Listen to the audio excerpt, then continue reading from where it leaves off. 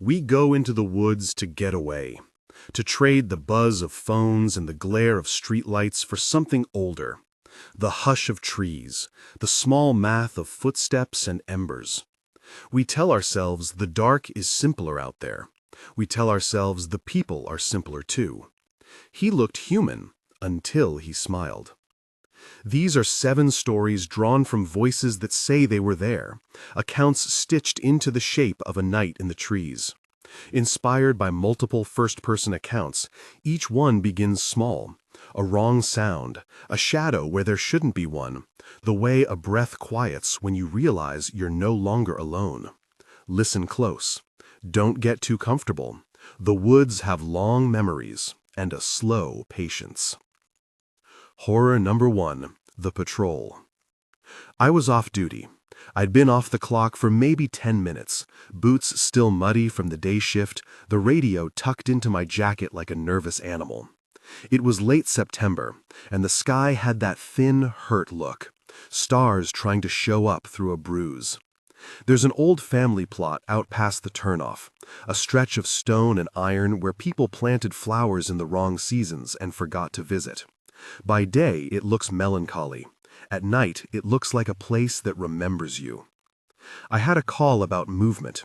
Nothing concrete, nothing with the weight to pull me back onto paid hours. Just a neighbor's voice. Someone's tearing through the graves, half laughing, half scared. You go, because habit is prayer for people who do what I do. You answer the small alarms to stave off the large ones. The woods near the plot are close-quartered. Pines and oaks press together like a crowd. The path narrows until the gravel gives in to just dirt and roots. My headlights cut a flat white corridor. The air smelled of wet cardboard and diesel. I cut the engine and stepped out, radio low and useless. The first mistake, if there is one, in a place where sound is the map. There were footprints, fresh. They threaded between the stones, crisscrossed the worn cement of a toppled marker. I followed them like a promise, and the crunch of leaves felt too loud. That's the thing. When you listen too hard in the woods, the listening back changes you. The trees act like mirrors. If you expect to find something, you will. I heard him before I saw him. A whisper, a shift of cloth, a nervous laugh that didn't belong. He was small and fast, a shadow moving with the fluency of someone who knew the dark like a second skin. I called out. I told him to stop. He ran.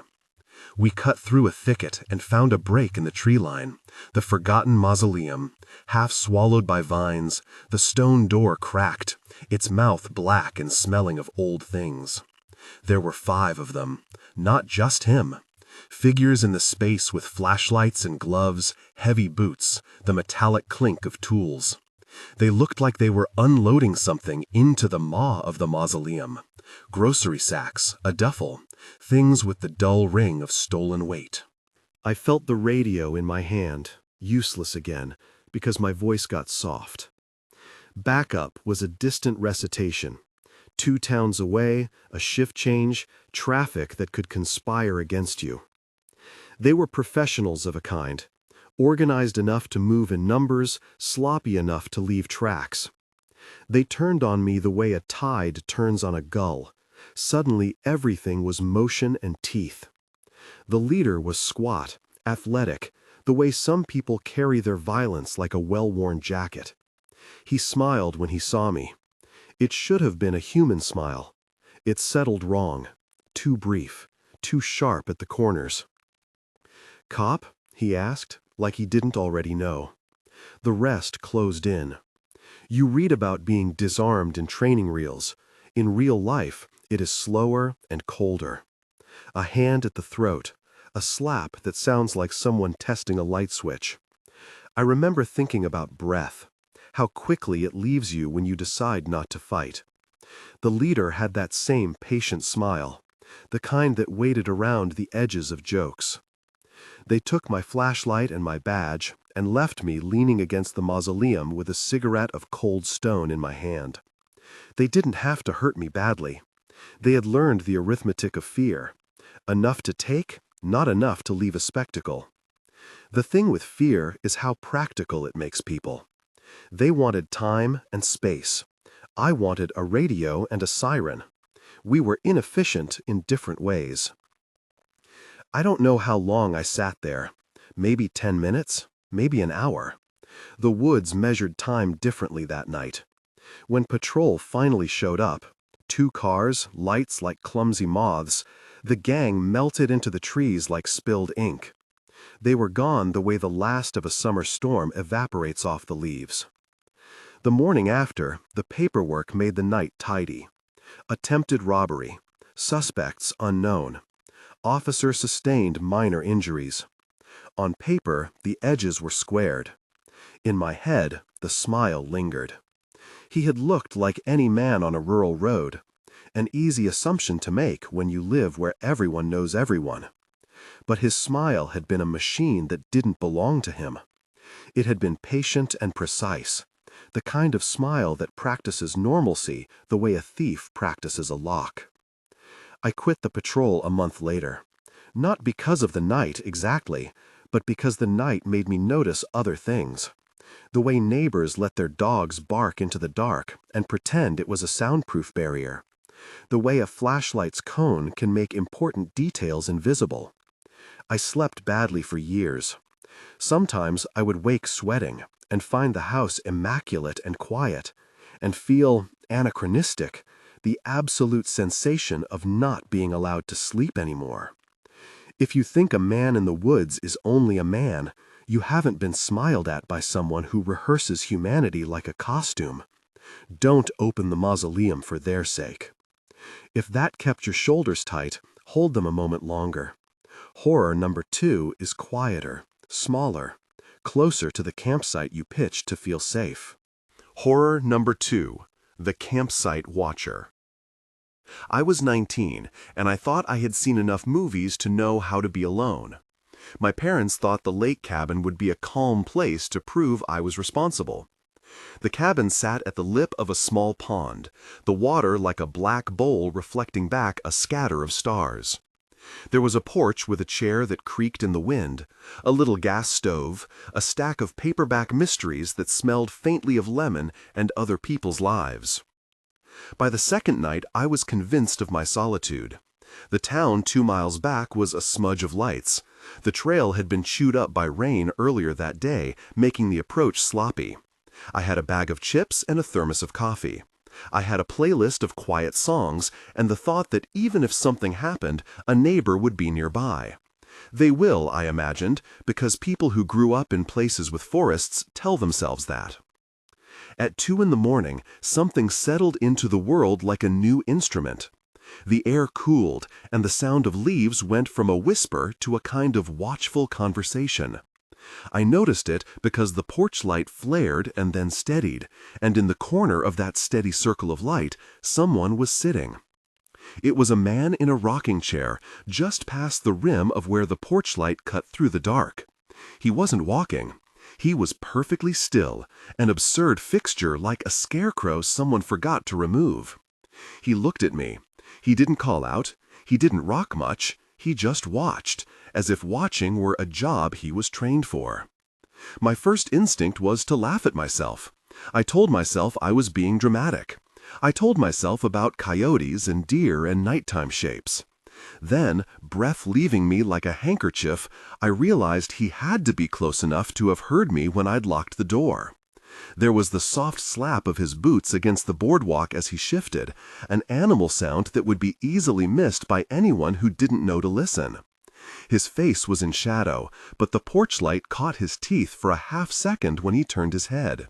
There was a smile, slow like a film reel eased by hand. It was wrong because it was deliberate, human, practiced, designed. I reached for my phone, and it was battery sorry, 10% that would not call anyone far away. I thought about making noise, and thought about using the stove to make noise, about shouting that would only project the idea of authority into a place where authority might not be welcome. I cracked the door and said, "Hey, can I help you?" My voice sounded tentative, like someone calling down into a well. He didn't answer. The rocking chair moved, and the man shifted in it, just enough for me to see his profile. He had a hat pulled low. His fingers rested on his knees. He seemed to wear stillness like a coat. The park ranger came out 10 minutes later, older woman with a flashlight that had been married to the job for a long time. She moved without surprise, which is a paradox when you think about how every job trains people to be surprised. She asked the man to move. He did not move fast, but he moved. He stood up, and for the space of one heartbeat, he looked like somebody who belonged on a porch, a rancher, a neighboring loner, a man who might have left half his life within sound of this cabin. The ranger asked him for ID. He said his name in a voice exact and without story. She radioed in, and then the three of them talked in a way that made the conversation scentless, polite, procedural. Later, the ranger told me what she had seen on the trail cam the next morning. No one had approached the cabin at all, not from the dirt road. The camera had captured the porch light flicking on by itself, a footstep crossing in the grass, and then only a single shadow sitting in the dark. There was no approach route visible. The grass didn't show prints, only the idea of a body placed where no body should have been. The man, he had a name the ranger gave me, and later he turned up in the town's gossip as a drifter who kept to the edges. People like him make light of their presences to get what they want. He claimed he'd been just passing and meant no harm. His smile was small when he said it, practiced to reduce discomfort. A neighbor said they had seen him before, hovering near cabins, nodding in a way that suggested he knew their names by voice. I felt like something had slipped under my skin, a stone that clicked with each beat of my heart. I didn't sleep well after that. I started checking the porch every time I woke, even with the light on. If the sound of the chair became still in the night, I would hold my breath until it resumed. The cabin, which had once been a promise of solitude, became a stage where someone might sit and wait for the curtain to go up. I sold my tent a year later. The thing that stayed with me was the smile. He looked human in a way that encouraged trust. Worn hat, steady hands, the lazy cadence of a person who'd learned how to fit into back porch lives. But when he smiled, it wasn't an invitation, it was a measurement. It was as if he was figuring out how much he could sit on the threshold of my life without crossing it. That feeling of being measured is hard to explain. People think fear is violence. Sometimes it's just someone counting you like an inventory. If you're thinking of leaving a light on because you like the stars, don't forget the space around the porch. The dark keeps company. Horror 3. The Cabin That Wasn't. There is this road that sits between two towns and acts like an old wound. You pass it if you're trying to shave time off a trip, or if you are lost and too stubborn to ask directions. On the map, it's just a bend. At night, it's a place where the trees lean in and the asphalt becomes a throat of shadow. I was the kind of traveler who believed in small sanity. Stop early, avoid the rain, tuck your vehicle where the light meets the curb.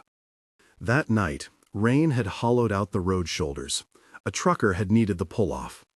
The only place with a light was a cluster of cabins that looked like they'd been cobbled from other people's houses. They were the kind of lodging that advertised quiet atmosphere and meant it as a geographic fact rather than a promise. I knocked on the door of the third cabin because the rain had that tremble that makes your teeth cold. A woman opened it, hair pinned up in a hasty bun, mascara like a tired map. She said, "He's been upset," and I thought of the small scripts the world gives you when something goes wrong. She stayed inside, voice raw, and told me a man, her partner, had been attacked outside. From the doorway, the cabin smelled of bleach and coffee and the kind of cleaning that tries to erase a disturbance. Her eyes were wide and bright in a way that reads as real, a person who has been startled into a clean panic. She said someone had hit him, left him bloodied on the path. Her partner was asleep in the bedroom, she said, but he's not out of it yet, and her voice made the word fragile. I stood on the threshold, feeling the rain cool the collar of my jacket. There is a particular kind of heroism the world expects from strangers on a dangerous road. It's a dramatic fantasy. I wanted to help because the only thing worse than the rain is the idea of a human left bleeding in it. She wanted me to come inside to see him. I hesitated only for the fraction of a second necessary to allow my better sense to clarify itself. The hallway to the bedroom had a rug that had been recently washed. There were towels folded on a table. I saw the man's shoulder as the light from a lamp cut through the doorway. He looked pale and sore, his breathing uneven. I asked if the police had been called. She said they'd been delayed, and then she told me, her voice was tight, that she needed someone awake, someone to talk to. People do strange arithmetic when they are alone. They count anyone into the circle who is not themselves. If you could read the trail cam footage later, because later becomes a judge in these stories, you would see an oddness.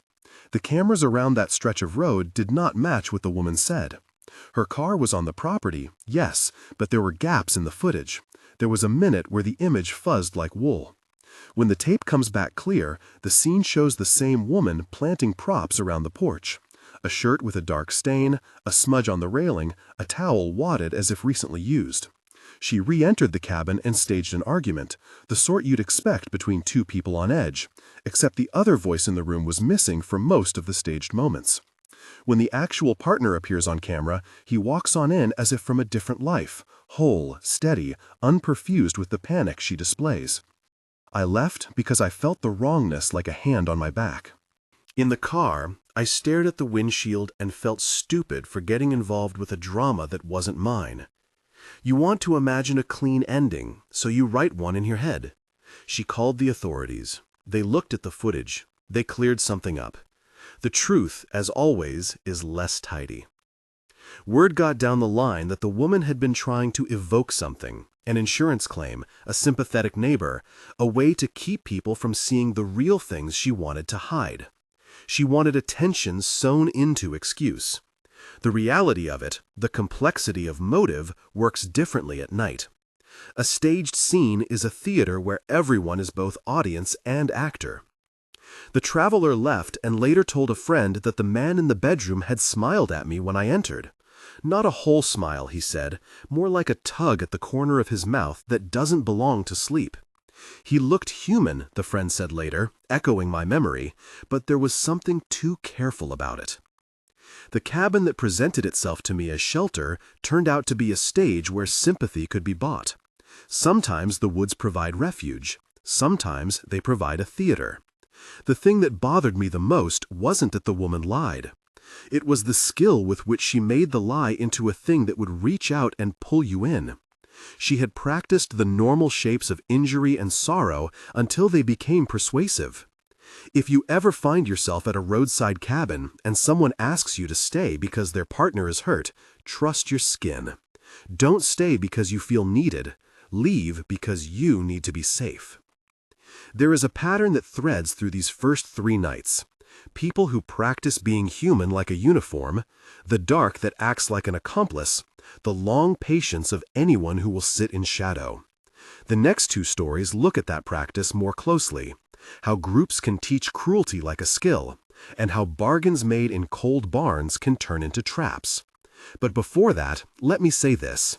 If you're liking these stories, if they're scratching at that place in you that wants to be shocked and then comforted, consider subscribing.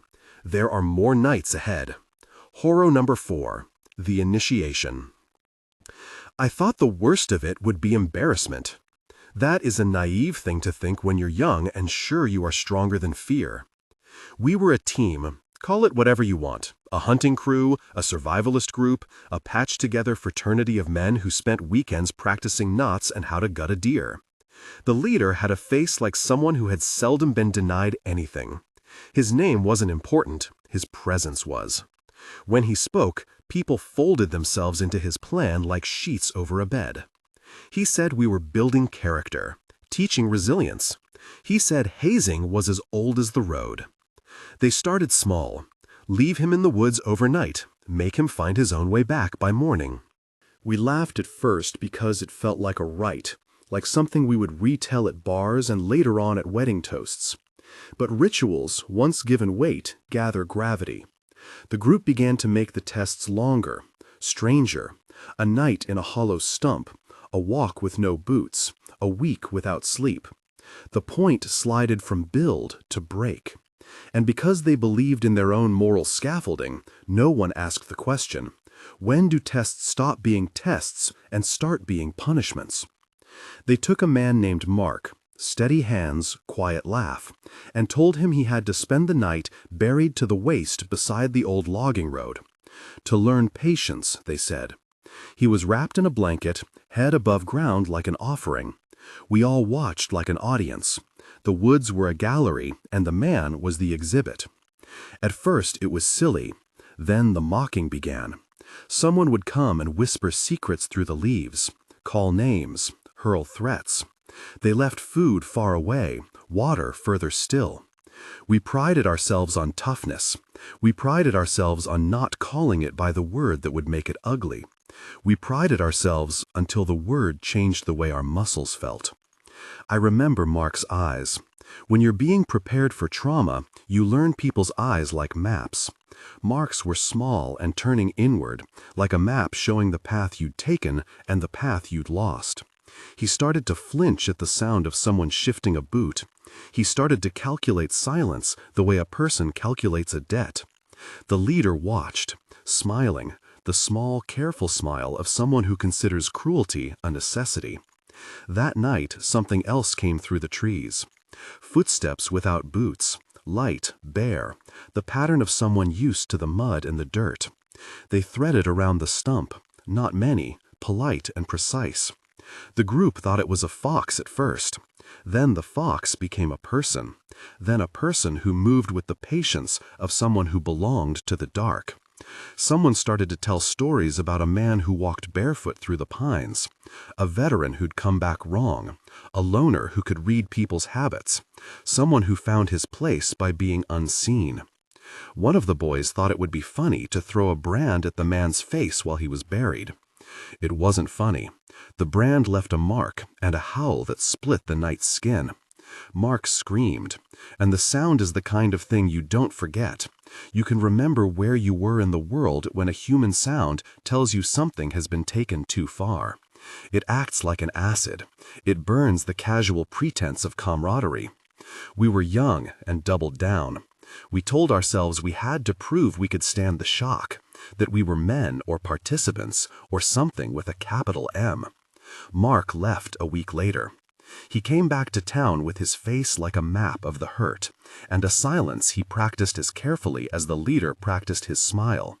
He would not speak about that night. He took a job that removed him from the group, a job that didn't require him to be at the mercy of anyone else. We pretended not to watch him go. Hazing has a long shadow. It doesn't just ruin one night, it reshapes a life. The man who'd led us wore the same gentle, practiced smile in every town bar we visited that summer. He smiled like a man who believed he could teach a thing into being. But the truth is worse. He was training people to relinquish boundaries. He was training them to obey. It works because the woods are a classroom that doesn't require anyone to sign up. It's heavy with expectations and a small amount of peer pressure that becomes a force when you have no one else around you. That sense of being taught cruelty is a theme I keep returning to because it is the most human of horrors. Machines and monsters are frightening for their strength. People who organize other people's fear are frightening because they are efficient. They practice what to say when the darkness makes the group honest. We left that weekend changed in ways we didn't admit. Some of us never went back. Some of us apologized and never quite learned to mean it again. Mark's story became one of those things you murmur about, an awkward memory that lives on the edge of the firelight. Yet when I close my eyes, sometimes I hear the scraping of someone settling into the ground, and I see a man looking up at the stars with a smile he doesn't own. Horror number 5 is supposed to be about commerce gone bad, about a thing you buy for cheap that costs you more than your wallet. The next night takes us to a barn with a flicker of a porch light and the smell of old oil. People meet in barns all the time. Nobody expects to be sold a story there. Horror number 5, the meeting place. I was looking for a deal. There's nothing noble about that. The ad had said, lamp, good condition, and the price had been low enough to warrant the drive. 19 miles down a gravel road that looked like someone's backyard. The seller said it would be fine to meet at the end of the logging road, near an old barn that had been closed for years. He said bring cash. He asked if I could come alone. The barn sat with its doors slightly ajar like a mouth.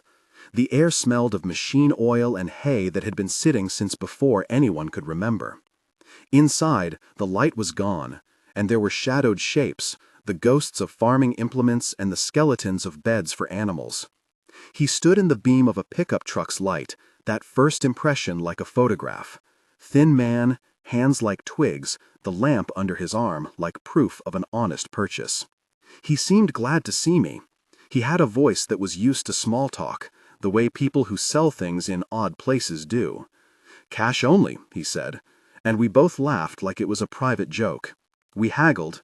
He looked at the lamp and then at me. There was the almost sympathetic smile there, the easy charm of someone practicing normality. What I didn't see, until it was too late, was the way the rest of the barn held itself around us. There were other people there, just outside the cone of light, faces silvered by the pickup's glow. They were there for bodies. My friend later said it more bluntly. They looked like vultures. Quiet, patient. People who pick rural meeting spots know how to choose places where an argument can fester without a neighbor stepping in. The barn was a theater with few seats. I was on stage without an audience that wanted to help. They did what criminals do when they don't want drama. They moved with efficiency. I remember the moment of the hand at my shoulder, the pressure at the back of my neck like a string pulled, and the sudden understanding that this was how they'd done it before. They bound me in a way that was quick and businesslike. They took my wallet and my keys, not because they wanted the wallet, but because they wanted to make me useful in the way victims can sometimes be, small, compliant. The barn's corners swallowed the sounds of my struggle.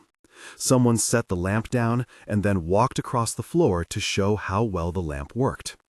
They made a show of normality while they did the unnormal thing. Maybe their plan was to take me to a waiting van and dump me at the edge of town. Maybe they wanted the money.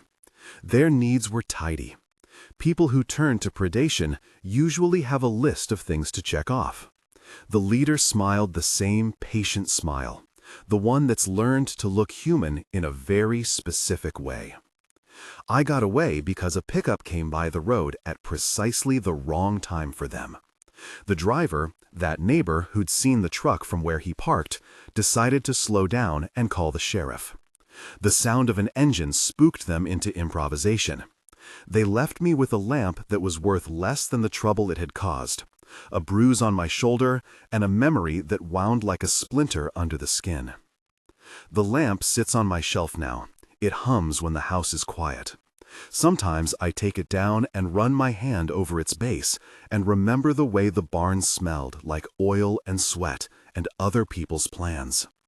People who prey on strangers in the woods choose places where there are no witnesses and where a body can be a thing to shift. They choose places where a practiced smile is enough to introduce you to the wrong kind of intimacy. After the rescue, the sheriff told me they had pulled up a pattern. Other ads, other lonely roads, other barns. The shells of the operation were the same. That fact didn't comfort me. It only confirmed that the woods aren't just anonymous trees. There are circuits and trade routes inside them. People use them like veins. This is where the stories begin to bend inward. The woods are not just empty, they're networked. They have their own economies of silences and their own sets of people who know how to use them. The next two accounts are about something more uncanny, footprints that shouldn't be there, and a slow walker who seems to know places he has no right to be. Horror number 6, The Barefoot Ring.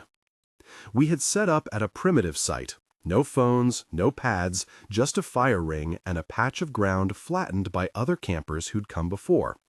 It was supposed to be simple. 3 friends, a weekend, a bottle of whiskey that would be half empty by morning. The weather was good. The fire was the kind that makes you feel like a storyteller before you know what story you'll tell. Around 2 in the morning, the fire settled into stick-thin coals. We were sleepy and stupid and making jokes that made sense only to 3 people who'd been drinking together for years. Then we heard the sound of movement, walking in concentric circles around the tents. It was slow, deliberate, not the clumsy noise of deer or the sideways skitter of raccoons. Steps too confident for an animal. The next morning we found footprints, bare footprints. They ringed our camp like hands on a clock. The impressions were too precise, arches formed, toes spread in a way that suggested someone used to being barefoot, not someone who'd forgotten boots. The prints were placed where they could be seen only by those leaving the tents at dawn. No boots, no synthetic tread, just flesh-shaped indentations in the loam, like someone who had rehearsed not being seen but wanted to be found. We argued about what it meant. Was it a prank? Local kids? A homeless man looking for a quiet place? The thing that made it impossible to explain away was a detail none of us could reconcile. The footprints had been made on a patch of ground that, by the slope of the land, would have been damp and sticky the night before. Bare feet leave a certain kind of signature in mud. These prints were as crisp as if they'd been pressed into soft clay and then left to cool. We left that morning with the feeling of a stage that had been set for us, a deliberate show. How many people do you know who walk into a camp and leave footprints bare and precise just to tell you they had been there? People who do that know how to make the simplest things speak. I stopped camping for a while after that. I couldn't get past the idea that someone could walk around my sleeping body and make themselves known in that way. You tell yourself that if it were a human, they would have been more obvious or less artful. But the mind scrapes for answers, and sometimes it scabs them over with logic. The prints stayed in the soil like a question, and questions left in the dark get louder as the night goes on. The pattern of the footprints reminded us all of a detail that had been told about other camps. An image of a man moving without shoe in remote places, of toes that tasted the dirt like an apology. People began to talk about a figure who prefers to be barefoot in the woods, who moves silent and light and all the more unnerving for it. Whether that figure exists as a person or as a myth is for the woods to decide. We left hasty. We did not reload the fire. We folded away with the efficiency of people who wanted distance. The prints remained for days until the rain obliterated their edges and gave the earth back to itself. Memory keeps sharper edges than nature does. Horror number 7, the slow walker. There is a path that runs along the ranger station at the edge of the preserve. It is a straight, miserable thing, paved for convenience, fenced on one side because of a cliff. It's the kind of place where you learn the patterns of morning joggers and the rhythms of dog walkers. It feels safe in the way a glass of water feels safe, necessary and unremarkable. I was working a night shift at the station. Late tours mean reports and the slow digestion of solitude. Around midnight, the cameras pick up a figure standing in the trailhead, just outside the gate. When the rangers checked, no one was there. The cameras show only a shadow that collapses and then reforms in the chain-link reflection. A watcher might write that off as FOD or glitch.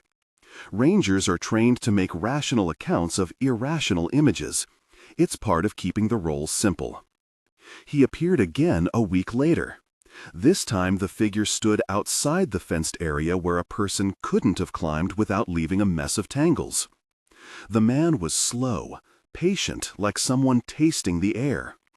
He had a jacket that might have been off the rack, normal enough to slip into a crowd.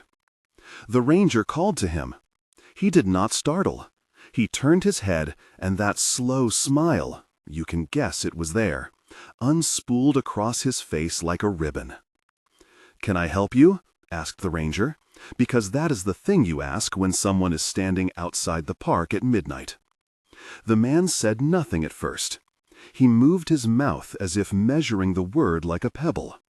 Then he said, "Just looking," with a voice that was too neutral, the kind taught in customer service classes where emotion is a mistake. He smiled, and the smile sat like something borrowed. It was the kind of smile that took time to form, patient as a clock. The ranger checked his ID. Nothing immediate showed up in the registers. He walked back to the station and the logs, but the record was slim. The person did not match the code of someone who belonged. Later that week, there were reports of someone who had been seen inside fenced areas where entry should have been impossible. Inside fenced campsites, inside ranger corrals that were buttoned shut. People claimed doors were unlocked from the inside. Things show up, and then they act like they've always been. One ranger chased a figure that matched the description into a stand of trees and lost him.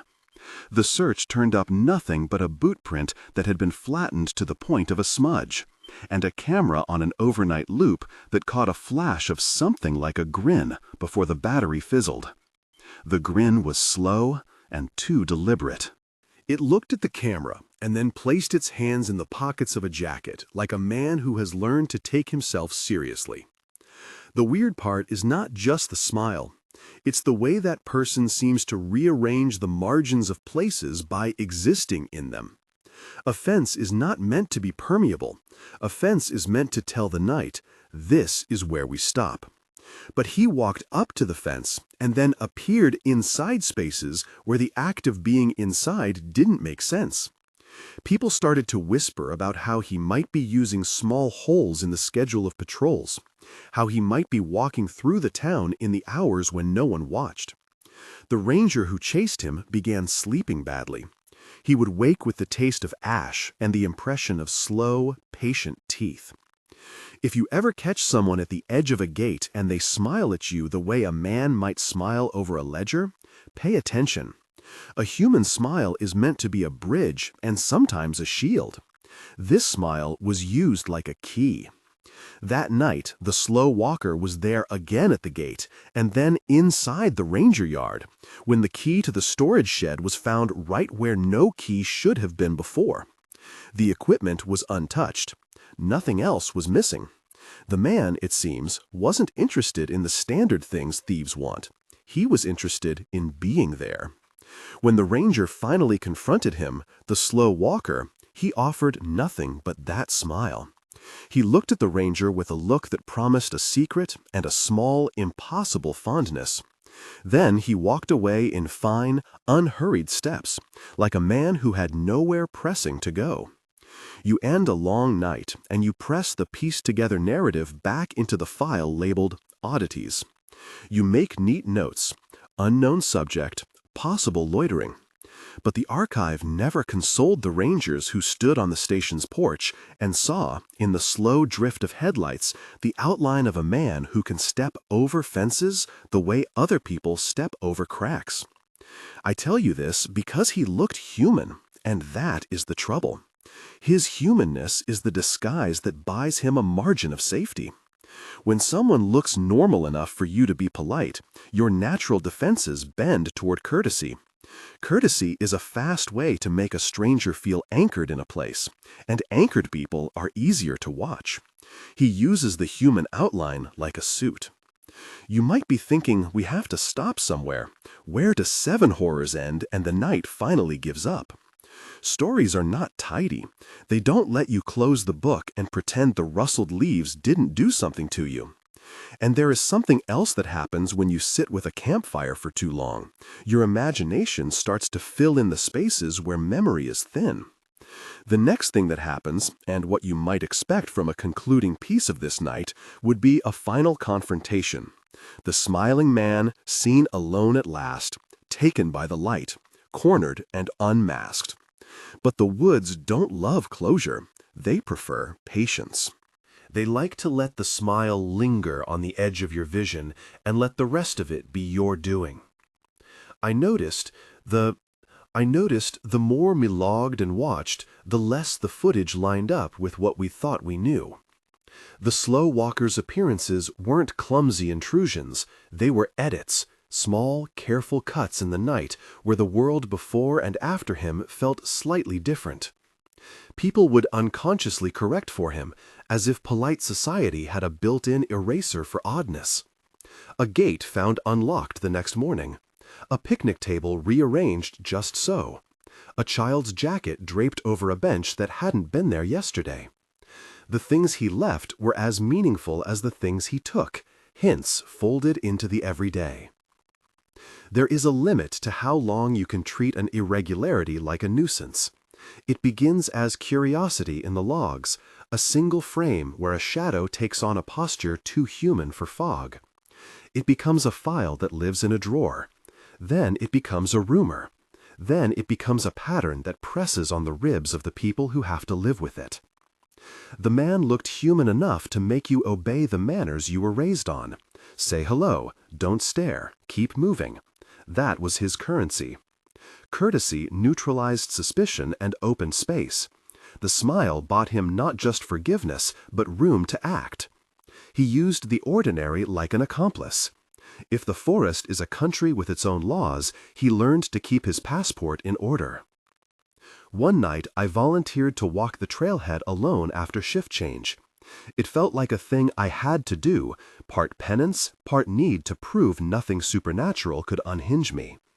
The wind had a slick, metallic tang. The moon was a thin coin. I carried the station's flashlight and a thermos left from someone's long-cooled coffee. Around the gate, the trees moved like second hands, making the darkness look like it had a pulse.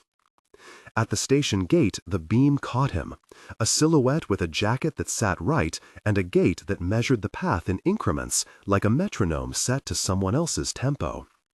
He stood a few yards past the sign that says private property, just inside where the first light from the parking lot fails. To my trained eyes, he was ordinary in a way that felt deliberate, an arrangement of clothing and posture that mimicked a person who might accidentally have been left out of the picture. Evening, I called, because I had to. Saying his existence into the air seemed to make it more bearable. He turned. The smile started slow, like a film winding. It wasn't a quick, friendly flash. It was a performance built of tiny, precise adjustments. The cheek pulled here, the jaw easing there, until the mouth made a curve that suggested the whole face had been rehearsed. When he smiled, there was a sense of the world rearranging itself to accommodate the action. Leaves seemed to hush, the night took a breath. Evening, he answered. His voice had the soft neutrality of a public information recording. Nothing about it woke any alarm bells. If anything, it could be filed under the category small talk. I asked his name because my job has me ask names of people who belong and people who don't. He told me, and the name was plain, the sort of name you might attribute to a neighbor or a seasonal worker. He did not fidget when I asked to see identification. He slid a folded driver's license out as if the act were banal. The card had a picture that looked like him, down to the way his hair lay, and an address that traced a half-forgotten street in a town I knew well. It was all wonderfully, skillfully ordinary.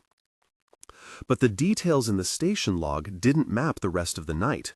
Where the figure claimed he had been was inconsistent with trail cam timestamps. On the cameras, sometimes he seemed to bend light. Edges of the frame were fuzzy the moment before he entered, and then unnervingly crisp, as if someone had focused a lens. Once, the lenses caught his smile full on, and the memory of that frame sat in my head like a splinter. Innocent enough to dismiss, too staged to accept. "Just looking," he said again, when my polite questions had curled into silence. He smiled then in a way designed to close the conversation. It worked. Courtesy did the rest. I let him go, and I watched him walk away the way you watch a trick play out, because perhaps I had an inkling that the world we think is closed is not, in fact, secure. Over the following weeks, he grew bolder in the places that no one thought to guard. The quiet picnic shelter, the ranger's storage yard, the old concession stand with its flaking paint. He would turn up inside the things we believed sealed. Keys misplaced and then found on top of a cooler. Trail signs rearranged. A child's toy left precisely on a bench where a family would later sit. People reported a man with a polite voice who knew minor facts about them before they'd ever traded more than a nod. I began to keep odd hours, telling myself it was habit. It was easier to call it duty than to admit to fear. On a late thawed spring night, I decided to follow him when I saw him on the live feed. Slow walking, along the edge of the wood, hands in pockets, the smile like a soft punctuation. I drove to the trailhead and sat in my car until the night felt used. When I stepped out, the air hissed in my ears. He moved away from the path and into a more private space between two oaks. I kept distance, hid just inside the tree line, and watched him do something that was mundane and therefore terrifying. He sat on a log and thumbed something from his pocket. He was looking at it as if it were worth holding, turning it over like a man who had found a coin and wanted to know its country. The light from his phone flickered across his face, and for a moment I saw how practiced his smile had become, how comfortably it lived on him like a coat. Then he looked up. Not at the path, not at the camera, at me. That was the wrong sort of recognition. He didn't approach. He simply watched, as if the act of being noticed was the story he wanted to tell me. I stepped out, because anything else would have been cowardice, or cowardice dressed as patience. I walked from shadow to shadow, the leaf litter whispering under my boots. The log creaked under his weight when he shifted. He didn't stand. He didn't use his hands to make any sign of threat or greeting. He smiled. "You're persistent," he said. "You shouldn't be here alone," I said, because it was the honest piece. He laughed, the smallest laugh, and tapped the object he'd been holding. "You think engagement is an interruption? I think it's an invitation." He rose slowly then and started to walk the way people who are used to being permitted to walk do, without needing permission. He kept that same measured pace that could be patient for an hour. I followed, not close enough to jostle him, but close enough to keep him in the cone of my flashlight. We passed the same picnic table he'd been seen at on the logs. The lock on the storage yard was gone, the ground unsullied by the prints of a forced entry. "This isn't what it looks like," he said at one point, which is the phrase people use when their theater wants cover. His voice was courteous, almost helpful. "What is it then?" I asked. He stopped and looked at me in a way that made every small sound around us seem to sharpen. "A place to be," he said, "a place to practice being normal." And there it was, the clarity in the middle of his casual cruelty. He wasn't after things, he was after permission. He sought the small contingent of complacency most of us carry, the idea that nodding to a stranger is adequate.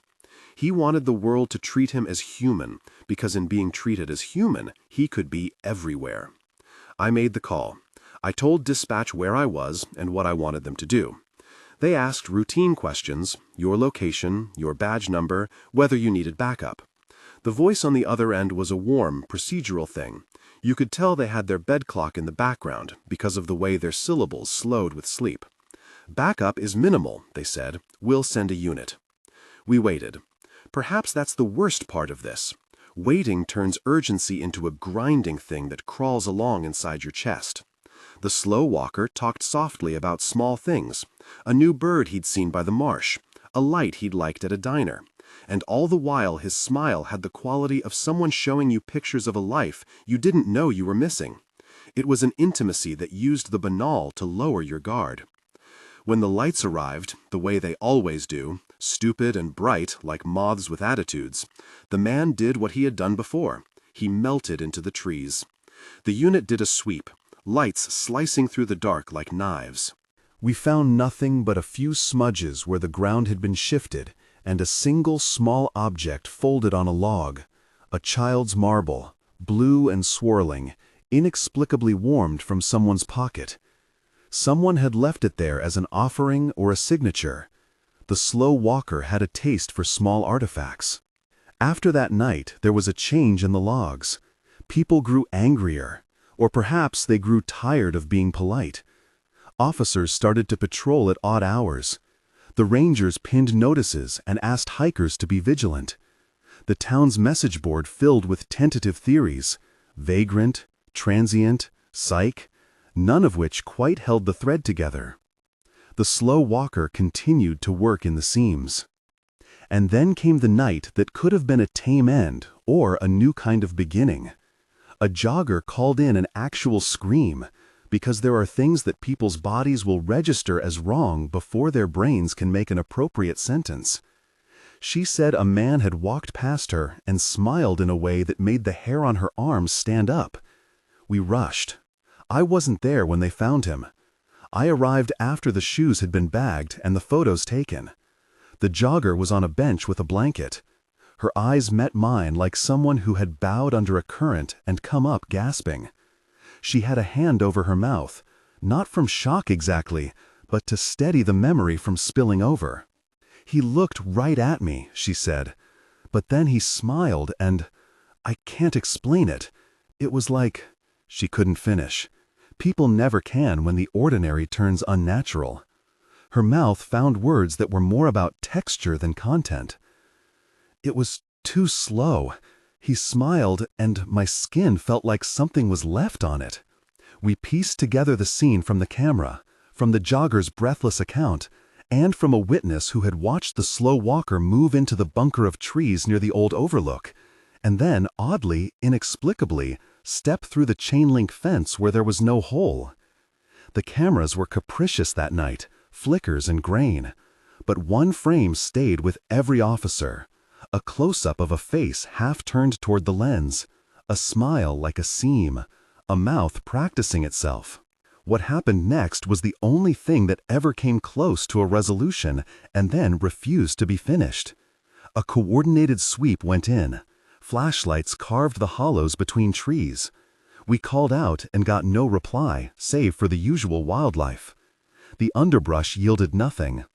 At the far edge of the search, by the river, someone found footprints that started at waterline and continued as if a person had simply chosen to walk along the bank, narrow, barefoot, precise. Then they stopped. No boots, no further trace. The tracks gave up at the point where the earth met water and simply ceased, as if someone had stepped off the map. We never saw him again in any direct, ordinary way. Months turned into seasons and then into a year. Reports tapered, but they never quite stopped. A hiker would mention a camp left in a tidy state, like someone had prepared it and then simply walked away. A child would say a man had given them a marble and then vanished behind a stand of birch. People who had seen his smile reported that their attention would drift after the encounter, that they had trouble being angry or even certain of what had happened. There was a bureaucratic fatigue that set in. The slow walker's adventures were filed alongside lost dogs and missing bikes, odd and not quite forbidden. But the nights had changed for many of us. Officers who had walked the trails for years started checking their logs differently, counting for the small signatures he left and auditing for the ways the woods could be used as a stage. People stopped assuming that a face in a field was only a face. The default deference that humans extend to one another, an easy courtesy, was no longer a given. And that is the aftertaste of these stories, the one that worms into wallets and marriages and the small rituals of trust. Fear isn't only the loud moment. It's the way you stop going to places you used to love, or the way a porch light becomes a ritual. The terror isn't always violent. Sometimes it's the quiet rearrangement of minutes and the slow erosion of ease. When I say all this, I don't offer a tidy moral. The woods are not evil. They're indifferent, and indifference can be more dangerous than malice because it doesn't have a face. The people we met in these 7 nights, whether they were predators, performers, or phenomena, shared one tactic. They relied on us to do what we are trained to do, trust a human face. They weaponized our civility. They found the groove between daylight and privacy and practiced being there. I think about the patrolman who quit and slept badly, about the teenager who sold her tent and never camped again, about Mark who left the group and took a life that avoided crowds, about the traveler who drove away from a staged scene, the barn visitor whose lamp hums on a shelf, the campers who woke to barefoot rings, and the rangers who learned to keep a flashlight on after hours. There is a ledger that lists small losses, lost nights, lost trust, a sense of something elsewhere making its claims. These stories do something else. They ask us to reevaluate the comfortable borders we've drawn for ourselves. We go into the woods to be found by silence and maybe by a version of ourselves that is quieter. But there are other things that live under the same canopy. Some are simply human beings behaving badly. Some learn to mimic humanity until they slip past a threshold. Some are more complicated than it is easy to admit. On an odd night, years later, I found myself back at a trailhead after a long absence. The sky was a thick bruise of cloud, and the lampposts along the road hummed with insects. I parked and sat for a long time, hands in my pockets, feeling the precinct of the ordinary with a new kind of respect. I thought of the 7 stories like a ring. They hold together by theme more than geography. They are about intrusion, about the improper practice of being normal, about the cost of being polite. I stood at the gate and thought of smiles. We are taught to let a smile do certain jobs, smooth conversation, soften a delta in tone, signal health. But sometimes a smile is the signal of a practiced method, an instrument to coax trust from people who would otherwise not hand it over. A smile can be a disguise. It can be a rehearsal. I turned on my flashlight and swept the beam across the trees. For a second, the light caught something in the wood, a shape, a face, a patch of white teeth that seemed to hang in the dark like a borrowed moon. I froze. The moment felt like recognition, and then the trees swallowed the image. Maybe it was a trick of wet leaves. Maybe it was a deer with mud on its jaw. Maybe someone was sitting there with a grin wider than it should be. There was that old question that all nights with a long memory force you to ask. Are you less safe for having known, or more? The answer is complicated. In one way, the knowledge is a ward. In another, it is a weight that will tug your sleep. If you go into the woods, remember a few things that don't feel like rules, but are small, practical courtesies. Keep friends nearby. Trust your skin when it tells you something is off. And don't be ashamed to leave a scene that feels staged. Light is an honest thing. A lit camp is a public decision. A smile that takes its time might be wearing someone else's face. The woods are a place where humanity tries on many masks. Sometimes those masks are worn to keep warm, sometimes to blend in, sometimes to show civility. We want to believe that a human face equals safety. We want to believe that politeness earns goodwill. But these stories, 7 nights of small cruelties and uncanny intrusions, teach that what looks human is not always what it seems. There's a detail I carry with me from all of them, the way a smile changes the room. It makes people relax. It draws the light toward it and folds conversation like a map closed by a practiced hand. It is the safest part of a face and the place where most people don't look for trouble. So, if you're sitting by a flickering fire, imagining yourself brave, take one more look at the circle of faces. If a stranger smiles at you and you feel counted, that's a time to remember the stories. Smile back if you must, but keep one hand on the pack and one eye on the tree line. The woods are patient. Some things practice being human until it becomes a habit. He looked human until he smiled. If this set of nights kept you awake, share it with someone who likes to sit by the embers. Subscribe for more nights and more voices. If you survived the chills, stick around.